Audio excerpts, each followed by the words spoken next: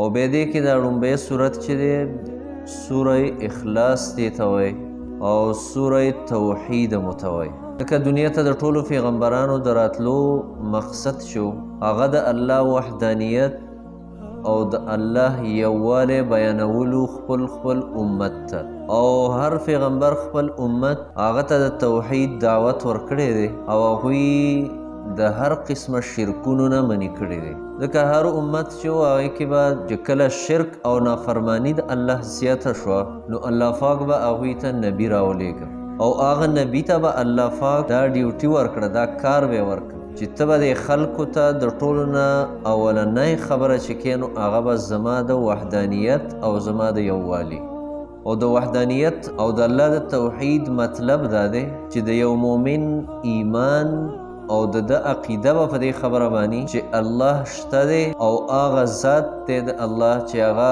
په خپل ذات او صفاتو کې یو دی، په کائناتو کې یو څیز د هغه سره شریک نشته دی، د هغه سره په بندګۍ کې حصهدار هیڅوک هم نشته. که دنیا ته خیر راځي او که شر او که دنیا ته مصیبت راځي او که خوشحالي راځي، که مالداری ده او که غریبی ده، که عزت ده او که ذلت ده، دا ټول د الله د طرف نه دي او د الله ته د دې خبرو نسبت کول دي. دې ته توحید وایي.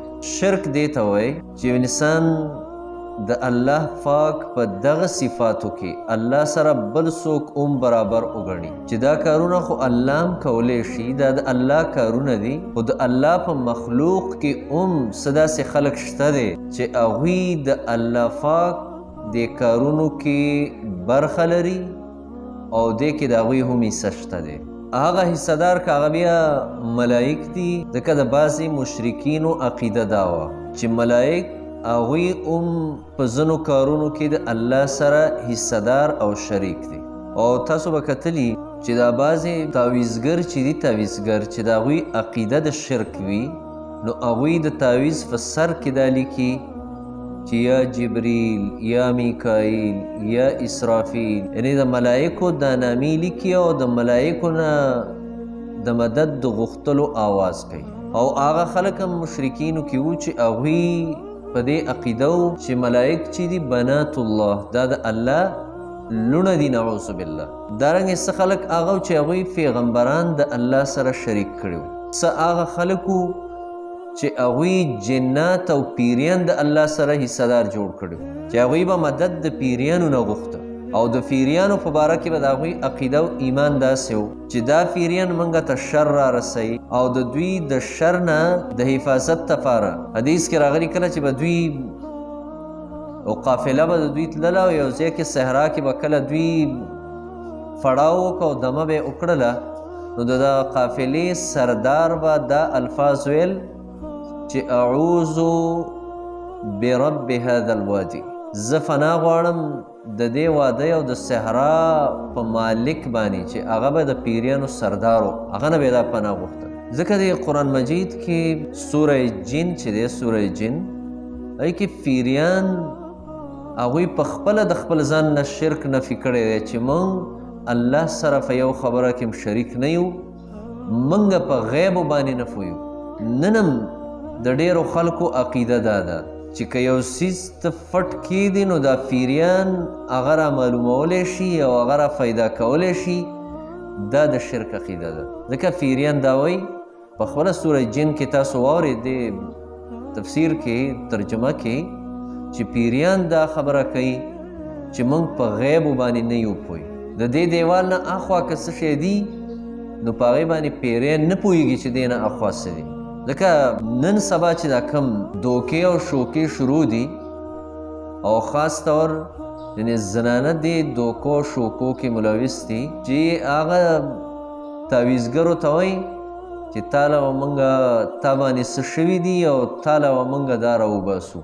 دا بلکل دروغ دي او دغه صرف او صرف د هغه نظر دوکه ورکول دي چې دغه انسان ته هغوی دا دوکې ورکوي او د هغې مختلف قسمونه دي. اوس ټایم نشته دی چې زه هغه ټول قسمونه د هغې تاسو ته بیان کړم، خو د داسې قسمه خلکو نه ځان ساتل پکار دي ځکه دغه خلک په خپله شرک کې مبتلا دي او نور خلک هم شرک کې مبتلا کوي. او د شرک ګناه دا ده د شرک دومره لویه ګناه ده چې د شرک سره الله پاک یو عمل یو عبادت یو بندگی هم نه قبلوي. الله پیغمبر صلی الله علیه وسلم ته ویلي دي چې لئن اشرکت لیحبطن عملک، که تا شرک وکړ نو ستا عمل دا به ټول زه برباد کړم. څه هغه خلکو چې هغوی د الله اولیاء او د الله دوستان الله ته نږدې خلک هغه الله سره شریکان جوړ کړي، هغه وخت سره ود او سواع او یعوس او یعوق او نصر، تاسو سورې نوح کې دا ویلي دي، دا نیکان خلکو او د هغوی تصویران او د هغوی پټوان یې جوړ کړه او بیا به خلکو د هغوی نه مدد غوښته او دا به ویل چې موږ مدد د دوی نه غواړو او موږ صرف دوی ته وایو او دوی زموږ خبره الله ته کوي. د حوامیمو کې تاسو دا جمله اورېدلې وه چې ما نعبدهم الا لیقربونا الی الله زلفا. مشرکینو به دا ویل موږ د دې خدایانو عبادت نه کوو مګر صرف دومره کوو چې دوی موږ الله ته نږدې کوي. دا د مشرکینو عقیده وه، موږ دوی الله ته وسیله کوو. دا نیکان خلک لکه الله رب العالمین او په خپله فرمایلی دي چې زه تاسو ته نږدې یم د مرۍ د رګونو نه. نو چې کله الله یو انسان ته نږدې دی نو د الله نه دعا ډایرکټ ولې نه غواړي چې یو بیا یو ته وایي او بل بیا بل ته وایي او هغه بیا بل ته وایي؟ نو د هغې نه ښه دا ده چې الله ته کښېنه او خپله محتاجي ورته ښکاره کړه او الله نه وغواړه. ځکه د دې قسمه شرکونو نه ځان ساتل دا ضروري دي.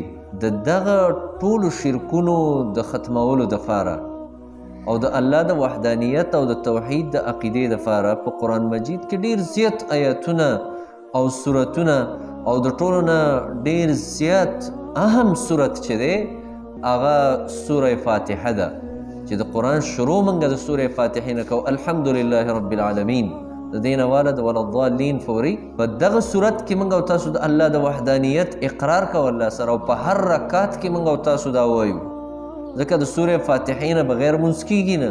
په هر رکعت کې موږ او تاسو د دې خبرې اقرار کوو چې ایاک نعبد و ایاک نستعین. یا الله خاص ستا بندګي به کوو او خاص د تا نه به موږ مدد غواړو. چې اوس په مونځ کې په هر رکعت کې موږ او تاسو دلته د دې خبرې اقرار کوو چې ایاک نعبد و ایاک نستعین او بیا موږ عبادت د الله نه سوا د بل چا کوو. زمونږ سجده د الله نه سوا بل چا ته وي، موږ د الله نه سوا بل چا ته سر ښکته کوو، غلامي موږ او تاسو د بل چا کوو او غیبدان او په پټو خبرو باندې خبردار موږ تاسو د الله نه سوا بل څوک ګڼو چې دا پیر صاحب او دا پیرې او دا پلانکې او دا په پټو خبرو پوهیږي. نو دا بالکل تضاد دی د الله د دې اقرار سره چې ایاک نعبدو او د ایاک نستعین اقرار موږ او تاسو هر رکعت کې کوو. او بیا دا دی چې زموږ او ستاسو آواز هغه د الله نه سوا بل چاته د بل نه مدد غواړو، بل نه تمه کوو او د بل نه یېره کوو او د بل سره خپل امیدونه هغه تړلي دي. دغې ته ویلی کېږي شرک. چې کله مصیبت راشي تکلیف راشي نو د یا الله فضې باندې د یا رحمان یا رحیم فضې باندې موږ او تاسو خوله باندې دا آواز راځي چې ای فیره بابا، ای لویه ځوانه، ای فلان ای فلان دا د شرک آوازونه دي. دا ختمول غواړي. ځکه شرک حدیث کې راغلی دي دا شرک د دې انسان په دې رګونو او پوینه کې داسې چلن کوي څنګه دا اینه په دې کې روانه ده دغه رنګي. او د دې نه د خلاصي یو ذریعه ده او هغه دا ده چې قرآن ځکه قرآن دا راغلی د الله د توحید دپاره دی او بنیادي صورت الله د توحید هغه سوره اخلاص دی. ځکه دې ته سوره اخلاص وایي چې ستا ټول هر څه به خالص د الله دپاره او د دې سوره اخلاص ډېر نومونه دي نورم. او د دې سوره اخلاص یعنې د قل هو الله احد یعنې اکثر عام خلک او پخوا خو به ټولو خلکو یعنې دا د مونځ حصه جوړه کړې وه چې په هر رکعت کې به قل هو الله احد وایي. ځکه دا بنیادي صورت دی، دا دومره بنیادي صورت دی چې حدیث کې راغلی دي یو ځلې صحابه کرام هغوی په یو سفر باندې تلي وو. نو کله چې هلته هغوی به مونځ کوو نو د هغوی چې کم امام و یا د هغوی امیر و هغه چې به کله بل صورت په رکعت کې ووایي نو بیا به ورسره سوره اخلاص هم وایه. صحابه کرام هغوی دا شکایت وکړ نبي کریم صلی الله علیه وسلم ته چې ده به داسې چل کو. نبي کریم صلی الله علیه وسلم دی راوغوښته ویل ته ولې داسې دي کول؟ هغه ویل یا رسول الله زما د دې صورت سره محبت دی، ده سره زما مینه ده. نبي کریم صلی الله علیه وسلم ته وفرمیل څوک چې د دې صورت سره محبت ساتي نو دا صورت به د جنت کې داخل کړي او ته د دې صورت د محبت په جنت کې داخل کړي.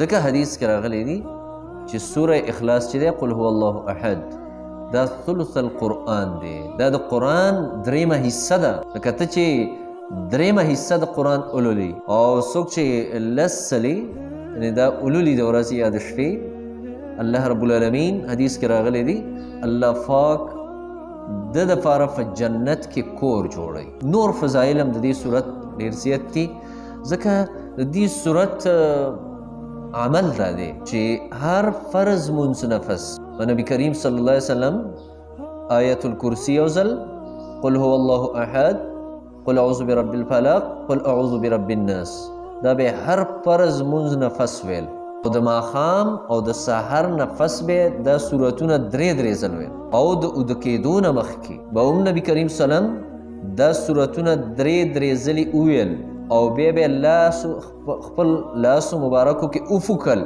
او لاس به په ټول بدن باندې راخ. او عایشه رضی الله تعالی فرمایي آخري بیماری کې بیا نبي کریم سلم ته چې کله تکلیف و نو ما ته به ویل ای عایشې دا صورتونه ووایه خپلو لاسو باندې وفوکه او زما په بدن باندې هغه لاسونه راکړه. ځکه حدیث کې راغلي دا صورتونه چې څوک لولي هر فرض منفس او د اوده کېدو نه مخکې د باندې به یو قسم جادو هم اثر نشي کولی. ځکه دا صورت دا لوستل پکار دي.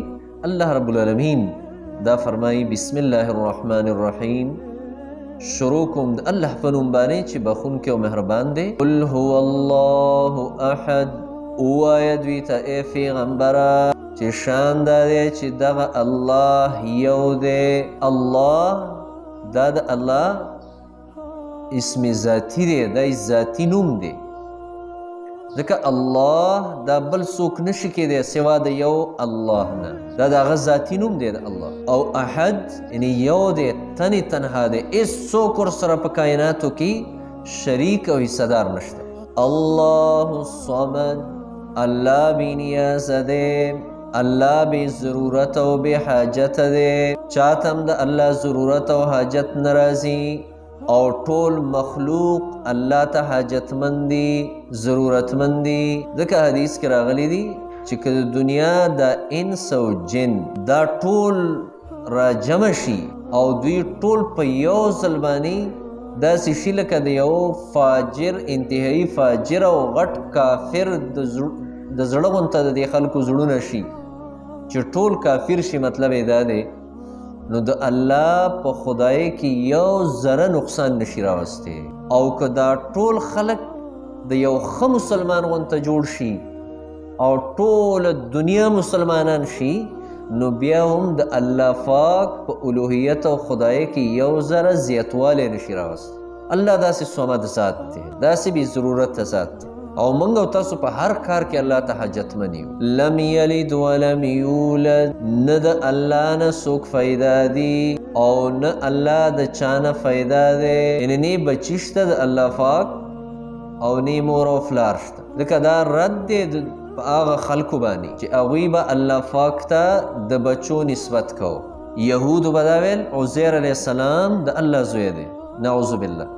عیسایانو به دا ویل چې عیسی علیه السلام د الله زوی دی. او د عربو مشرکینو به دا ویل ملائک چې دي بنات الله دا د الله لونه دي. الله د دې ټولو خبرو رد وکړو چې لم یلد ولم یولد، الله نه څوک پیدا نه دي او نه الله د چا نه پیدا دی. قرآن کې تاسو اورېدلي وو وقالت اليهود عزير ابن الله وقالت النصارى المسيح ابن الله. یهود بویل عزیر علیہ السلام د الله زوی دی، نصاراو بداویل عیسی علیہ السلام د الله زوی دی.